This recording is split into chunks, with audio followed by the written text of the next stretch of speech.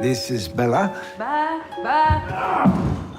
Bella, this is Mr. McCandles. Hello, Bella. Hello and welcome to A Day in Film. Today's film in question is Poor Things, directed by YORGOS Lanthimos, and starring Emma Stone, Mark Ruffalo, Willem Dafoe, and Rami Youssef.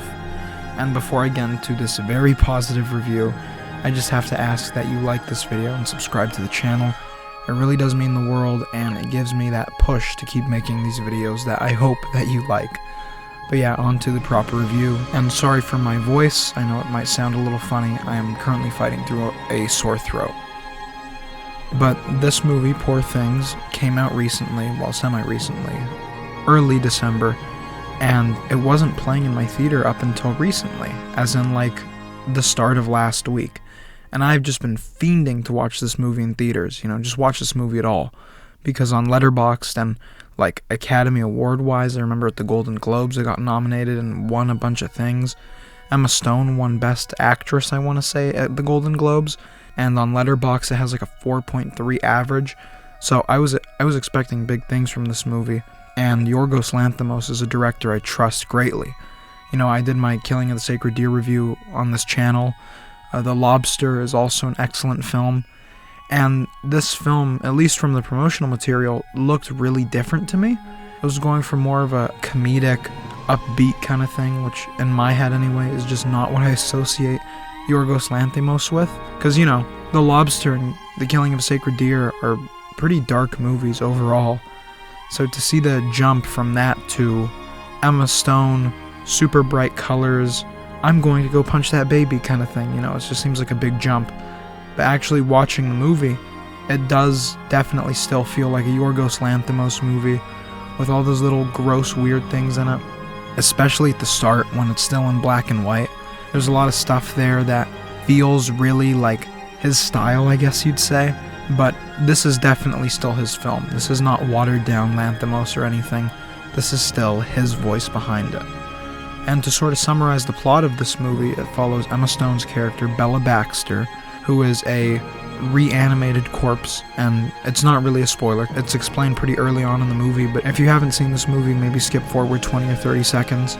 She was a pregnant woman who jumped to her death, and Willem Dafoe's character, Dr. Godwin Baxter, had taken out the baby's brain and replaced the mother's brain with the baby's brain, and just let her grow, and that's Emma Stone's character.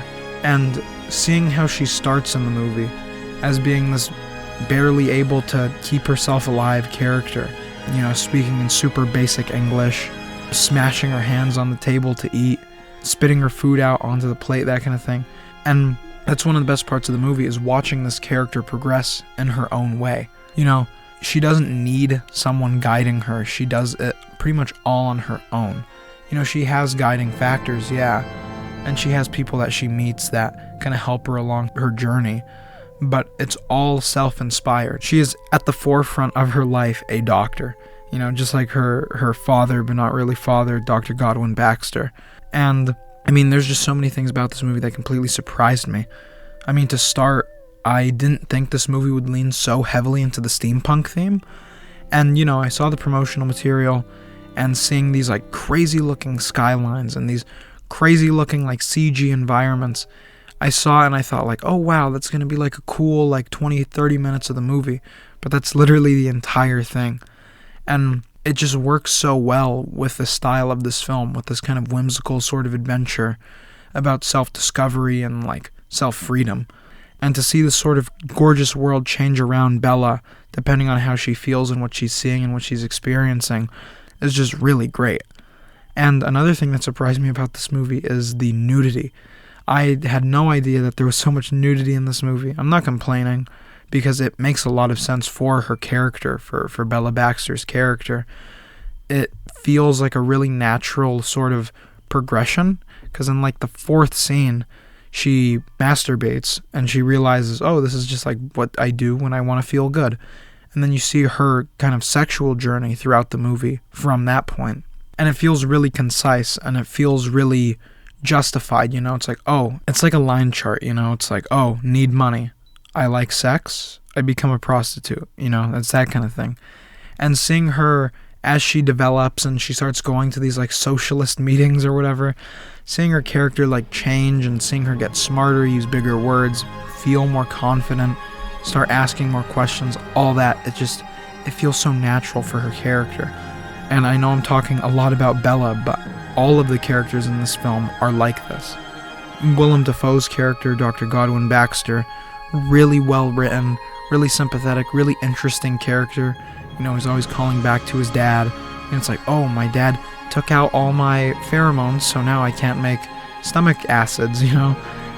Rami Youssef's character, and I've never seen him in anything else, he is a really interesting kind of humanizing character, because in comparison, everyone else in the film is not evil, but they're like caricatures almost. And Mark Ruffalo's character, Duncan, is just unbelievable. Mark Ruffalo, if he won a Best Supporting Actor Oscar, it would not surprise me at all, because his role in this movie is so easy to mess up, but Mark Ruffalo just does it so well. He plays this sort of playboy, like, douche character so well, and it matches with the kind of situation that Bella lands herself in at the start of the movie. And speaking of, you know, just the movie in general, everything about this movie, but mainly the cinematography and score, were just excellent. A lot of this movie is actually shot in fisheye lenses, which I thought was kind of weird, but it does so much for the style that it's almost unbelievable. And not only that, but the music fits so well with the character of Bella, and just the whole story going on, because the whole thing about the movie is that Bella is a unique baby in a grown woman's body thing. And when you see her do something silly or just make a mental like development almost, you hear the score kind of kick in, and it's these odd little like chimes and bells and whistles and little instruments you've never even heard of, and it fits perfectly with her kind of wacky, zany, out there character. And a lot of this movie is just the sort of feeling of it, you know, and that's for a lot of movies, but this movie especially, because in comparison, you know, The Lobster is in the back of my mind all the time, because that was my first Lanthimos film. And this film feels like a complete departure from that. And I don't say that in a negative way, because I love this film. I'd say this film is actually on par with The Lobster.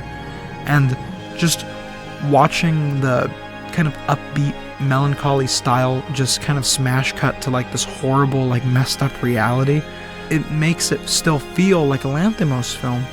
And it still has that like creative voice behind it, but it feels new and fresh. And, you know, having a female role that's pretty much new for Lanthimos. And I say this, like, I haven't watched his entire filmography.